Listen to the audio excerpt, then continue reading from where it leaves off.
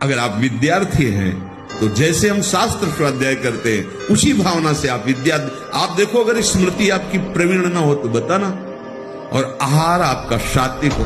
छोटे छोटे बच्चे चाय काफी, ये अवस्था है बच्चों की, चाय काफी के 50-60 की अवस्था हो गई, शरीर बहुत, वो ठीक है। ऑफिस में बहुत काम पड़ रहा है, वो थोड़ा ठीक है। अब नए नए बच्चे हैं, चाय काफी और ये व्यसन, आप ब्रह्मचर्य रह पाओगे? वैसे रह जाता है। परम पवित्र विचार वाला, परम पवित्र आहार वाला, परम पवित्र जब आपकी चेष्टाएं, तब इस महान शक्ति को धारण किया जाता है। करो अस्त मिथुन और शनि साढ़े चढ़ा हुआ है, इसलिए ऐसा होता है। बेवकूफी वाली बातें बच्चा है। अभी अवस्था है तुम्हारी वीरपात करने की। गेहूं की फसल तैयार हो रही है, गलेत पे हो। गलेत माने होता है दाना अभी पड़ रहा है, और आप उसको काट लो तो न भूसा होगा न दाना होगा, व्यर्थ जीवन चला जाएगा। कम से कम 20-22 वर्ष ब्रह्मचर्य का पालन करो, फिर गृहस्थी में जाओ। संतान तेजस्वी होगी, देशभक्त होगी, माता पिता की भक्ति कर। ये क्या है समस्या भैया? यह है कि मन, वीर और प्राण तीनों का एक कनेक्शन है, एक ही कनेक्शन है। अगर हमारा वीर ब्रह्मचर्य ठीक है तो मन शांत और एकाग्र रहेगा, और प्राण बलवान और सूक्ष्म रहेंगे। अगर वीर कमजोर हो गए तो मन चंचल अशांत, और प्राण स्थूल और बलहीन हो जाएंगे। स्थूल, सूक्ष्म नहीं होंगे। इस पूरे को एक ब्रह्मांड कहते हैं। ऐसे करोड़ों ब्रह्मांड है। दिखरावाते माते अद्भुत रूप अखंड, रोम रोम प्रति लागे कोटि कोटि ब्रह्मांड। करोड़ करोड़ ब्रह्मांड भगवान के एक रोम रूप में बात करते हैं। ऐसे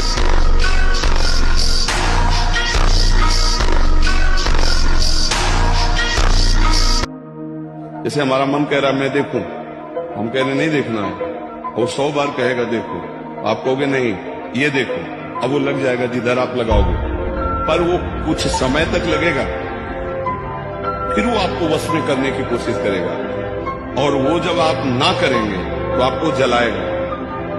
अगर उस जलन को सह गए तो मन को अधीन कर लेंगे, और नहीं सह गए तो मन आपको अधीन कर लेंगे। ये खेल चल रहा है। प्रायः सब मन के अधीन ही होते हैं। मन को कोई चेला बनाने, ब्रह्मचारी बनना है तो ब्रह्मचर्य पचाने के लिए भी तो चाहिए ना। अगर तुम्हें व्यायाम ही करना है, तुम जवान हो और 3-4 खंड की सीढ़ी तो नीचे आओ, नीचे से ऊपर 11 बार उतरो, दौड़ो, अभी व्यायाम हो जाएगा। नीचे सीढ़ी से शुरू करो और ऊपर तक जाओ, फिर नीचे आओ, फिर ऊपर 11 बार कर लो, देखो पसीना आ जाएगा, दौड़ो। अब आधा घंटा पद्मासन 30 मिनट कोई बहुत नहीं होता। बैठ करके आप प्राणायाम, अनुलोम विलोम, जो आजकल शिक्षाएं भी दी जाती है इसकी, 100 बार गिरेंगे फिर भी हम चढ़ाई करेंगे।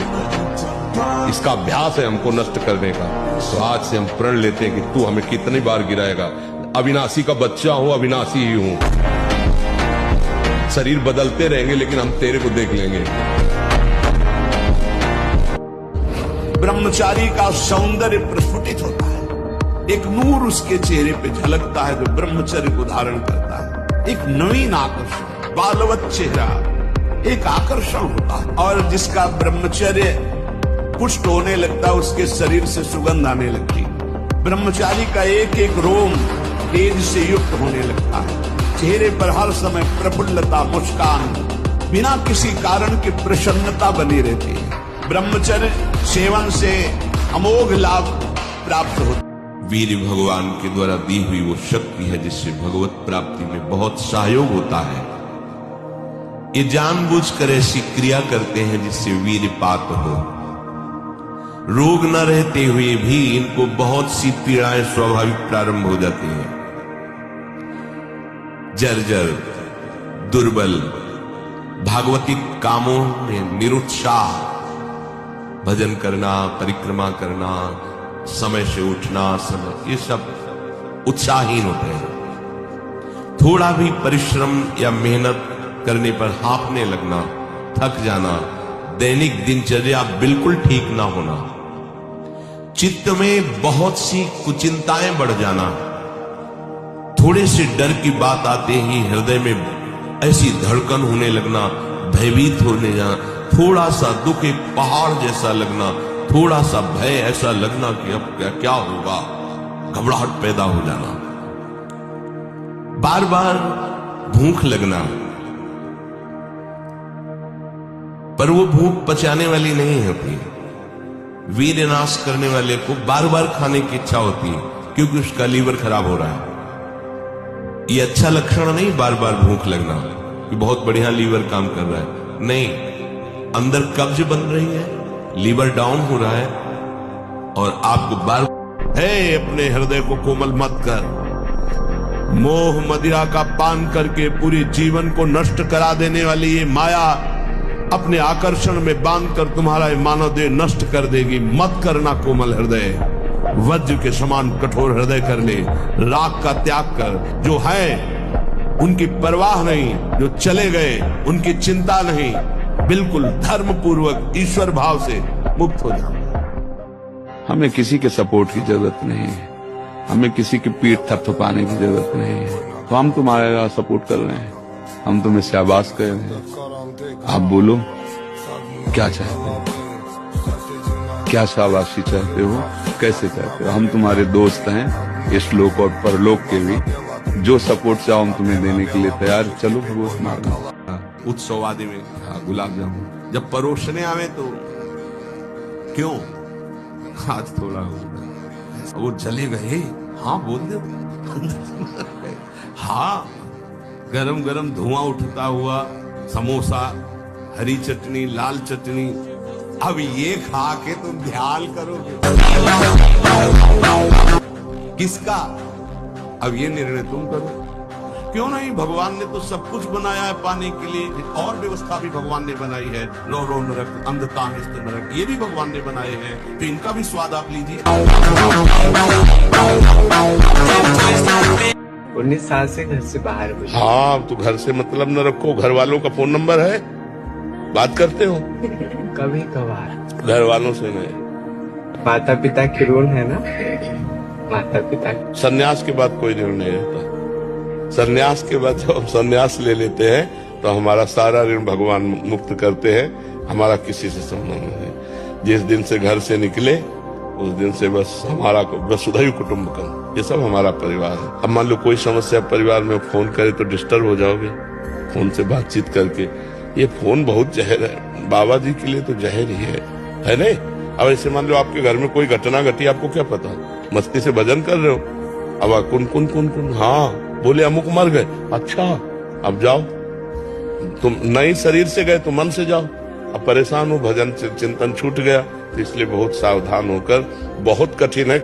ऐ मेरे साधक, ऐ मेरे दास, मेरे स्वरूप को देखो। जब किसी माई दाई बहन को देखो उसके चरणों की तरफ देखो। गोरे गोरे चरणारविंद मेरी प्रियाजू के, मेरी प्रियाजू की सखियों के। जब कोई भोग दृष्टि से किसी माता बहन को देखता है तो मदिरा में उतना नशा नहीं, इतना उसकी बुद्धि भ्रष्ट हो जाती इस दृष्टि मात्र से। जैसे चौथ के चंद्रमा को देखने से कलंक लगता है, ऐसे ही किसी भी माता बहन की तरफ काम दृष्टि से देखोगे मरोगे, मरोगे। जब बहुत तिरछी चितवन से माताओं बहनों की तरफ जो देखते हैं तो लगता है तुम समझते हो हम बड़े वीर हैं, बड़ी चतुराई से देख रहे हैं। अरे अपने नाश का रास्ता पुष्ट कर रहे हो, उनका कुछ नहीं बिगाड़ पाओगे। वो हरि माया बलवंत भवानी, वो इतने बल से युक्त है। तुम्हारा चितवन और मुस्कान सब तुम्हारे लिए ही नरक का द्वार बन जाएगी। नहीं तो कोई गुंजाइश नहीं, अब चोर कुत्ता बनना पड़ेगा। अगर मनुष्य जन्म प्राप्त होकर आपने भजन नहीं किया और केवल कामनाओं में ही फंसे रहे तो पक्का समझ लो नाली का कीड़ा, सुअर, कुत्ता, भूत प्रेत क्या बनना पड़े कुछ पता नहीं। हम ही लोग बने, कोई दूसरा नहीं बना। इसलिए होश में रहो, मनुष्य जीवन देव दुर्लभ है और इसी जन्म में भगवत प्राप्ति करें। मनुष्य जीवन का परम लाभ भजन है। जितना भजन करोगे उतना ही आनंद में रहोगे। ध्यान रखना, जो ब्रह्मचर्य आपका क्षीण हुआ, जो नस नाड़ियों का अभ्यास आपका गलत बन गया, उसको कोई भी भस्म, कोई भी औषधि, कोई भी घी, दूध, बादाम, पिस्ता पूर्ण नहीं कर सकता। ध्यान रखना, जिन लोगों को ऐसा लगता है वो भ्रम में है, वो भ्रम में है, वो भगवत आराधन की योग्यता खो देंगे।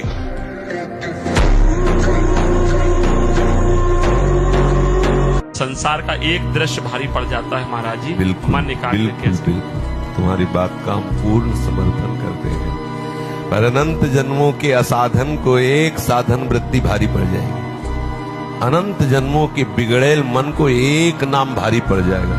एक बार राधा बोला तो ऐसी तैसी इस मन की हमारा नाश नहीं कर सकता। आप उस असत का महत्व न दें। सपने के भूतों का कोई महत्व नहीं है। नाम सच्चिदानंद परम सत्य है और जितनी वृत्तियां सब असत्य हैं, जितने भी दृश्य हैं सब असत्य हैं। असत्य दृश्य भारी तब पड़ रहा है जब आप उसे सत्य मान रहे हैं। उसकी सत्ता नहीं और नाम की सत्ता है। इसलिए विश्वास करके आदर पूर्वक बहुत काल तक निरंतर नाम जपने का अभ्यास करें, फिर आप इसका चमत्कार देखिए, धीरे धीरे सब ठीक हो जाएगा। जैसे कि जो भगवान ने बनाया है या सब खाने के लिए तो बनाया है, तो हम तो सब खाएंगे, तो औरों कुछ बनाया है नरक, वो भी भोगने के लिए बनाया है, तो वो भी भोगना पड़ेगा नहीं। और सहना सीखो। गर्मी, सर्दी, बरसात, भूख, प्यास, काम, क्रोध, लोभ, मोह, मद मत्सर। जो सहन कर गया वो महात्मा हो गया, जो टूट गया वो विषयी हो गया। यही खेल चल रहा है। जो सह गया, व्यथित नहीं हुआ, मन की पीड़ा से हारा नहीं, सुख दुख में समान भाव रखा, वो अव्यय पद का अधिकारी, परम पद का अधिकारी हो जाता है। सब ठीक हो जाएगा। 3 बातें पकड़ लो। ब्रह्मचर्य, नाम जप, वाणी आपका पवित्र, नेत्र पवित्र। वाणी पवित्र करना है तो झूठ मत बोलो। नेत्र पवित्र करना, मोबाइल में गंदी रील मत देखो। कान को पवित्र रखो, मन को पवित्र रखो, वो कुछ भी कर सकता है। जिसको ब्रह्मचर्य धारण करना है, ध्यान देकर सुनिए। सबसे पहला कार्य उसकी दिनचर्या में, चाहे बच्चा हो, चाहे जवान हो या जो कोई भी हो, प्रातः 4 बजे बिल्कुल जग जाना चाहिए। और जो 8-10 बजे तक सोता है, वो कोई भी हो, ब्रह्मचारी रह ही नहीं सकता। ब्रह्मचर्य रह ही नहीं सकता। वो स्वप्न दोष का शिकार होगा, वो नाना प्रकार की कुचेष्टाओं का शिकार होगा, पक्का। क्योंकि बुद्धि को सत्य प्रकाश की तरफ प्रेरित करने वाले भगवान भुवन भास्कर हैं। वो पधार रहे हो, आप सो रहे हो सैया पे, आपकी आयु, श्री, कीर्ति, बल सब नष्ट होगा।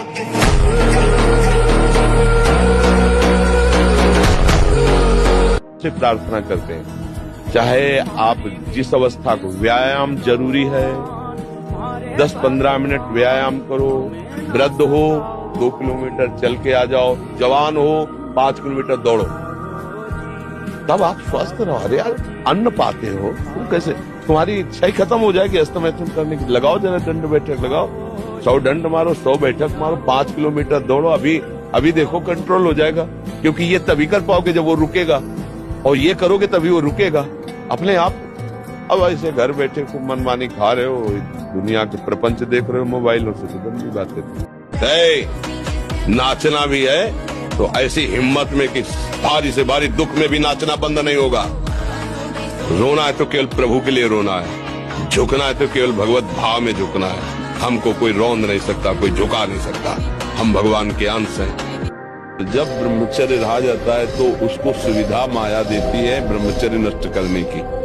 ये बैठालना चाहिए। जैसे आप नियम लिए कि मैं आजीवन ब्रह्मचारी रहूंगा, तो आपको पक्की सुविधा एक समय आएगी कि आप आराम से भोग लीजिए। कोई निगेटिव नहीं, कोई नकारात्मक सोच भी नहीं आएगी। आप उसको स्वीकार करें, क्योंकि आपके व्रत को भंग करने के लिए माया ऐसी सुविधा देगी। मन को आप नहीं रोक सकते, गंदी बातें करेगा और विश्राम भोगों में मानेगा। लोग कहते हैं ना, हम इस पे पीएचडी किए, हम इस पे पीएचडी किए, तो हम मन पे पीएचडी किए। श्याम सुंदर जिस पर कृपा करते हैं, उस पर कैसा बर्ताव करते हैं? बोले सबसे पहले उसके विषय भोगों का नाश कर देते हैं। फिर दूसरी कृपा कोई परिवार का, कोई मित्र, कोई रिश्ते नातेदार उसकी तरफ देखेगा भी नहीं। फिर ऐसा दुख प्रदान करते हैं कि केवल एक भरोसा रह जाता है, एक भरोसा, एक बल, एक आस विश्वास, बस नाथ आपकी सिवा हमारा कोई नहीं। बस वहीं से जो चमत्कार प्रकट होता है, त्रिभुवन में कोई उसकी समानता नहीं कर सकता जिस पर ठाकुर की कृपा है। बलवान बनो, तुम दूसरों के आगे घुटने टेकने की जगह दूसरों को घुटने टेकवाओ। इतने भजन करो, इतना तप करो, इतने नियम में रहो, दूसरा तुम्हारे सामने झुके, तुम्हें झुकने की जरूरत न पड़े।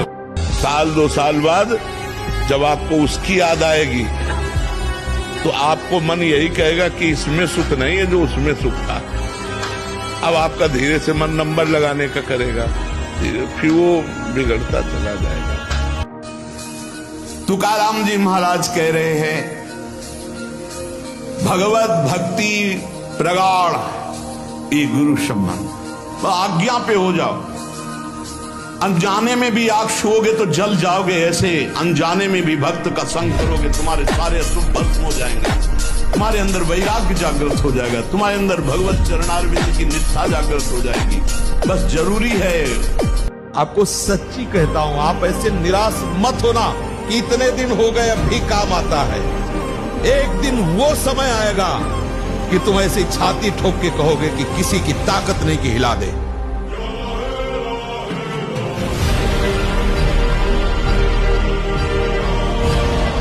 कभी भी किसी से भी वो बात ना कहे, क्योंकि ऐसा कहने से तुम्हारे भजन में विघ्न पड़ जाएगा। सारी की सारी बातें पचा लो। जैसे तुम गुप्त रूप से गलतियां करते हो, कभी नहीं बोलते हो, लेकिन कोई भी भागवती की अनुभूति छोटी सी भी होगी तो सभा में बोलने का मन होगा, क्योंकि उससे हमारी प्रशंसा होगी, अहंकार का पोषण होगा। बिल्कुल नहीं। भजन संबंधी कोई भी आनंद की बात, कोई भी भगवदानंद अनुभूति कभी किसी से न कहे, एकदम छुपा जाए। अगर कोई ऐसा कि हमने तो ऐसे लक्षण आप में देखे, इसमें जिद्दी स्वभाव चाहिए, हारना नहीं सीखा, घुटने नहीं टेक सकता, हार नहीं सकता। मैं भगवान का दास हूं, अविनाशी का बच्चा हूं, गिरा नहीं सकता। कितनी बार गिराओगे, जितनी बार गिराओगे उतनी बार हम बलवान होंगे, उतनी बार हम वो सूत्र देखेंगे, अब मैं हिल कहां से हो रहा हूं, निकल जाएंगे।